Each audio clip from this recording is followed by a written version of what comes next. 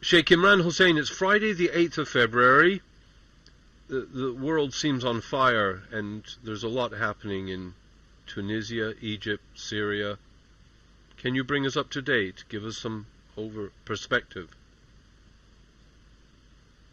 Since last we spoke, Morris, the events in Mali are now emerging as we suspected that it would. One more time,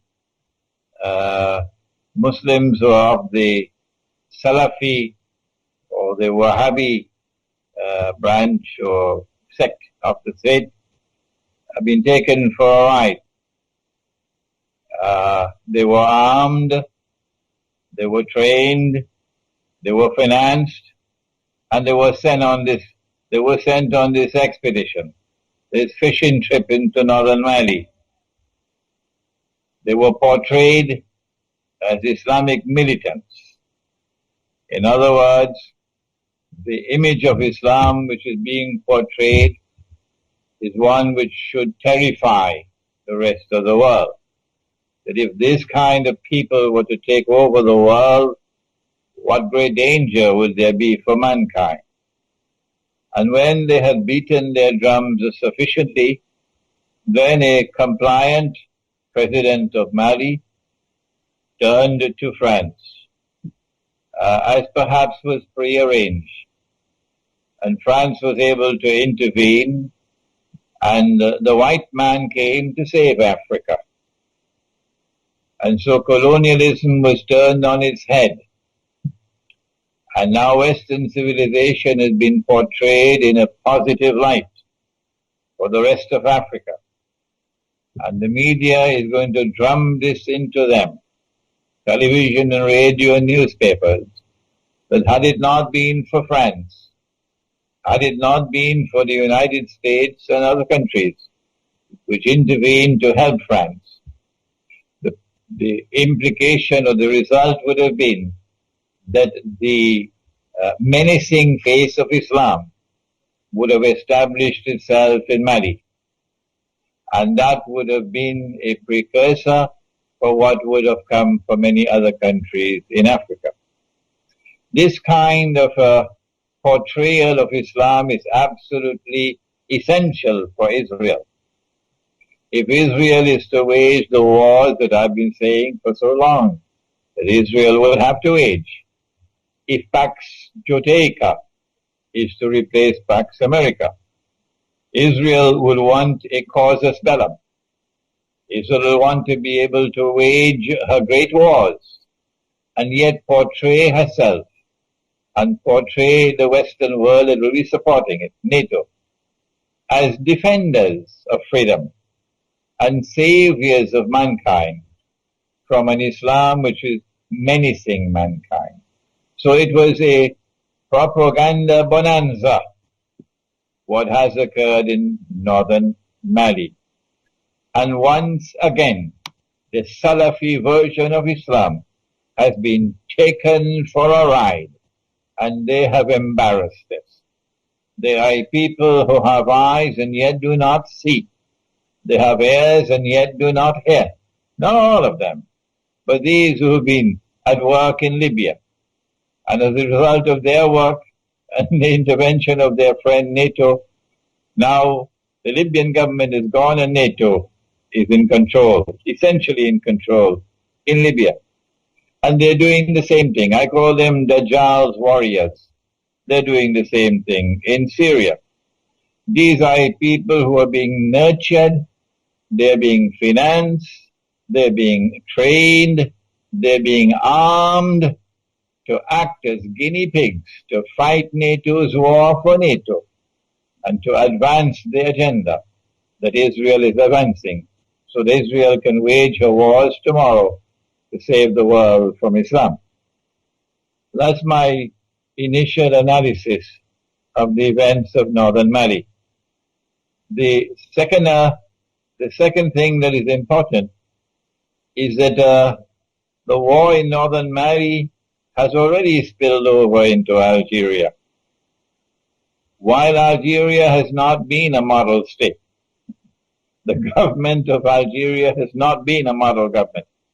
It has been complicit in many things, of which Pakistan is also complicit, and Egypt is also complicit, in renditions, for example. Yet the government of Algeria and the people of Algeria have shown themselves to have a certain kind of independence and a certain kind of originality of thinking. And they have not been camp followers of the Zionists, not Algeria.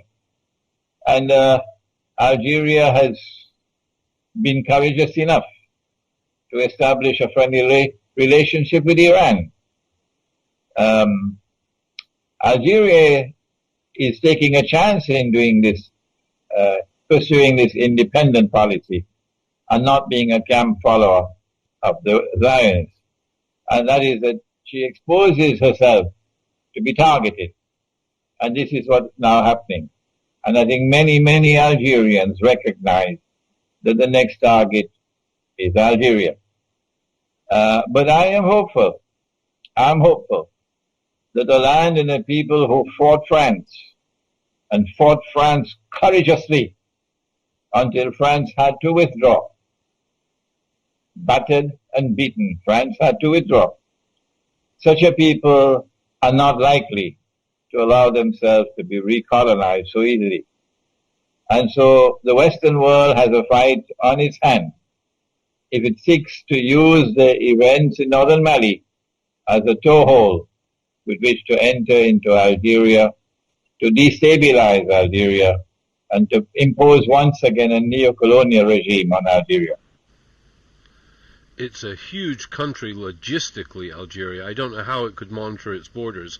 It also has been accused of assisting France in this onslaught on Mali, and it's even been accused of giving France the money to wage the war. The President Hollande was in Algeria 2 weeks before the war started. The manner in which the Algerian army, the Algerian armed forces, put down the armed hostage-taking in the south of Algeria meant it emphasized that they did not care how many had to die, but they were not going to allow themselves to be taken for a ride. That's a positive sign. The British and French and people were quite taken aback by the Algerian response in the way that they were not consulted. So it was indeed a mark of independence. They're a very difficult people, the Algerians. When I meet them face to face, they get very emotional, and they're a highly charged lot. But the West seems dedicated to destroying all tribes and culture and traditions, and Algeria is a target, therefore. That's a universal policy of the Gog and Magog world order, that they want to bring about one godless global melting pot. I saw it in New York. I saw everything being mixed together in one melting pot. And what they've been doing in New York, they want to do in the rest of the world. But that's the macro analysis. And you're right about that. But I say to you, Morris, that I am myself surprised that I get more emails from Algeria than from any other Arab country. I was educated in Islam in Pakistan and for 1 year in Egypt. I've never visited Algeria. I've lived in Pakistan for about 12 years. I've lived in Egypt for 1 year. I've never set foot in Algeria. And yet I seem to be gaining more and more popularity in Algeria. I was just interviewed by Algeria Patriotic, I think is the name of the journal. A long interview, and it's being published now. And I'm getting very positive feedback from the Algerian people. With regard, if I may change the subject, to Syria, Israel recently apparently attacked Syria, which was outrageous, and I suspect there was some behind-the-scenes reason for this, maybe related to negotiations, but there's a threat of Israel taking a buffer zone. Russia seemed to take a back seat, seemed to distance itself from Syria at that point. I don't know if you perceived that. What the Israeli attack meant was that Israel and her friends had explored all options that they had and had not succeeded after more than a year and a half in bringing about regime change in Syria, which is their target. They're only mentioning the name of Bashar al-Assad, but their target is regime change. To bring a new regime to Syria, which would not be friendly with Iran, which would not have a relationship with Russia, and which will come into the Saudi-Qatari camp. That's what they want. And they're just mentioning the name of Bashar al-Assad as a red flag. So they spent a year and a half, and they had exhausted all options. Because Russia had put its foot down, Turkey could not attack Syria.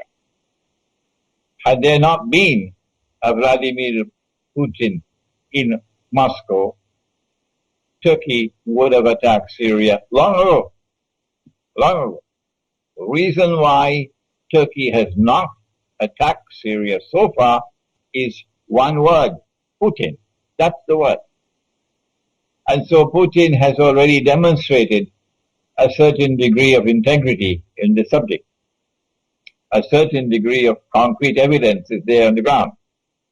Had it not been for him, Turkey would already have been Syria would already have been attacked.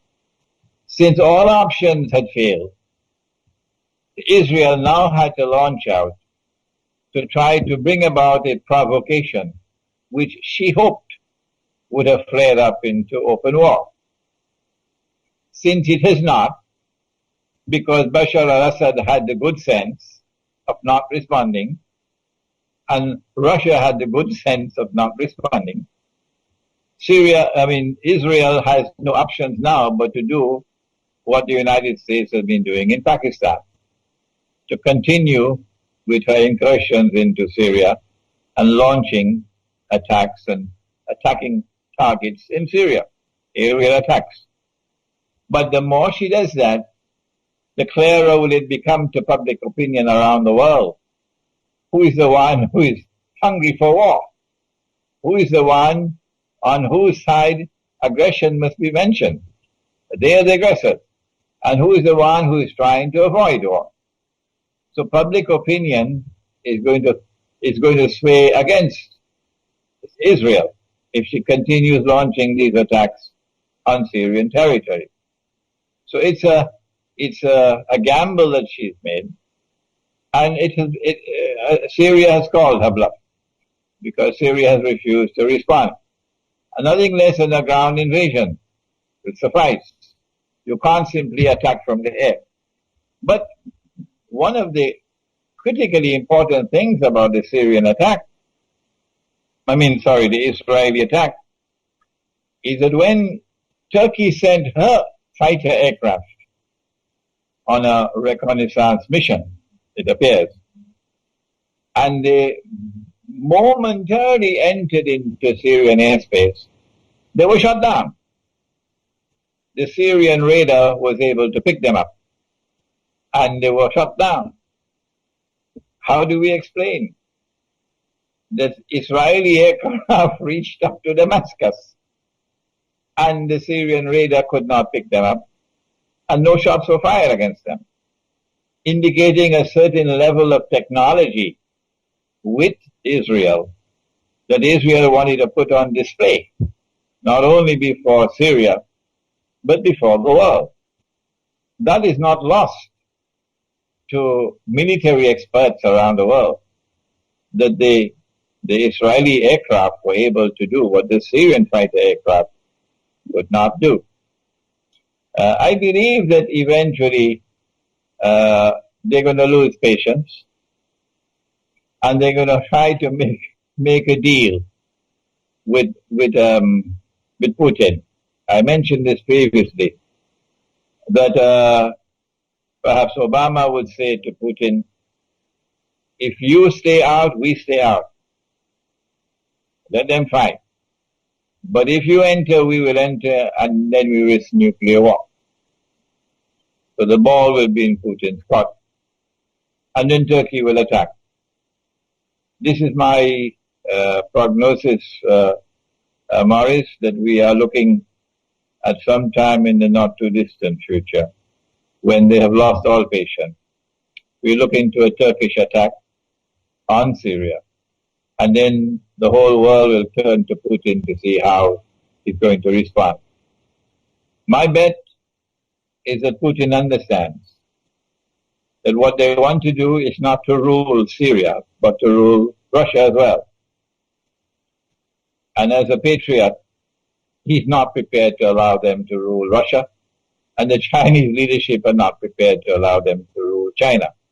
So sooner or later, you're going to have a world war. So Putin may argue, if this is what we're going to have, we might as well stop them now rather than later.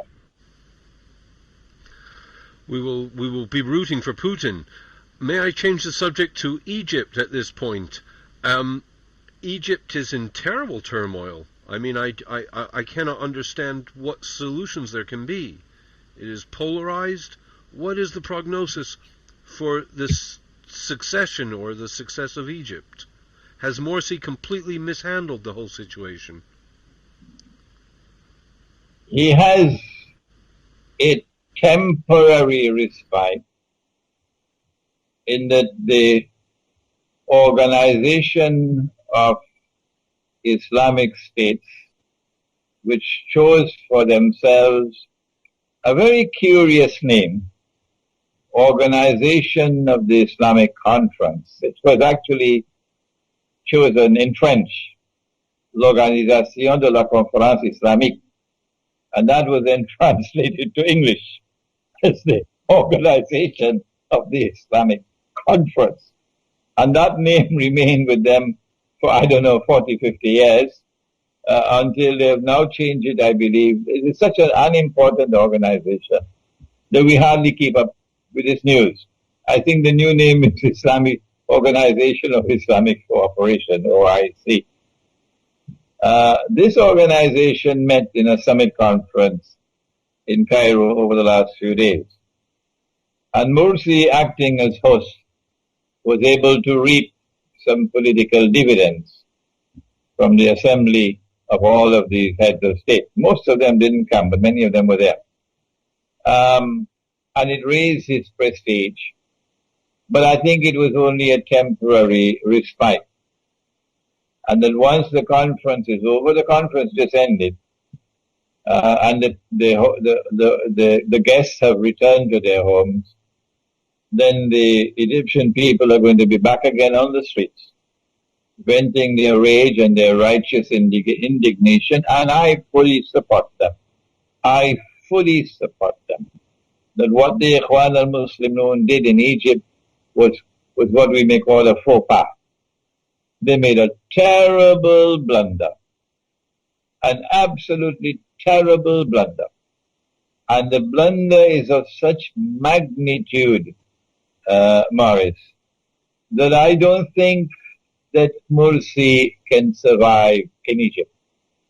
Now, Ikhwan will have to choose a successor to Morsi. Morsi may be able to return to the United States and be successful as an engineer. But I don't think he has credentials anymore to rule over Egypt. No, because the mistake was so monstrous of pushing through that constitution over the heads of the Christians who opposed it, not having the good sense to patiently negotiate, no matter how long, and try to arrive at a consensus, which is what Prophet Muhammad, Allah's blessings be upon him, did. And I did give a talk in which I addressed the subject, and I criticized Morsi and the Ikhwan al-Muslimun government of Egypt of violating what I called the constitutional sunnah, or the sunnah or the way of the Prophet, Allah's blessings be upon him, in matters pertaining to the establishment of a constitution. Because he did negotiate a constitution in Medina. And he spent something like 7 months patiently negotiating, not only with the pagan Arab tribes, but with a large number of Jewish tribes who were there. And you had to negotiate with each tribe, because the tribes, even the Jewish tribes, were at war with each other. And this is what he did patiently over 7 months. And at the end of it all, and without the glare of publicity, without a constitutional conference being organized, he was able to secure a consensus, an agreement of all the tribes. And that consensus became known as the Mithaq of Medina, or the first written constitution in the world. This is what Egypt needed. But the Ikhwan did not have the intellectual leadership. They did not have the capacity to turn to the religion of Islam for guidance on such matters. And so they have made a terrible blunder. What's the way forward? I don't think there's any option now, but that Mursi has to step down. And Ikhwan has to fire the advisors who led him down that path. And they have to put forward somebody else who will be more conciliatory, who will reach out to the Christians of Egypt, who were there in Egypt long before Islam came to Egypt. Oh yes. And don't forget that Prophet Muhammad, Allah's blessings be upon him, married a woman from their ranks. A Christian Egyptian woman was his wife. And he had a son with her. And that son's name was Ibrahim. And that child grew until maybe age 2 or 3, until the child died. And then he left word, the Prophet did, that we must be kind to them, for they are our kith and kin. Be kind to them, the Coptic Christians, said the Prophet, because they are your kith and kin. And so the way forward, and I'm sure that Mursi is not going to like this, but I hope that Ikhwan is listening to me. The way forward would be that Mursi be asked to step down, and that Ikhwan puts forward someone else. I don't know what's the constitutional mechanism for it. You'll have to look at the Egyptian law. And Ikhwan puts someone else who has more wisdom, who has more patience, who is more conciliatory, and try to build the unity of the Egyptian people. What Ikhwan has done is to divide the Egyptian people as they've never been divided ever before in history.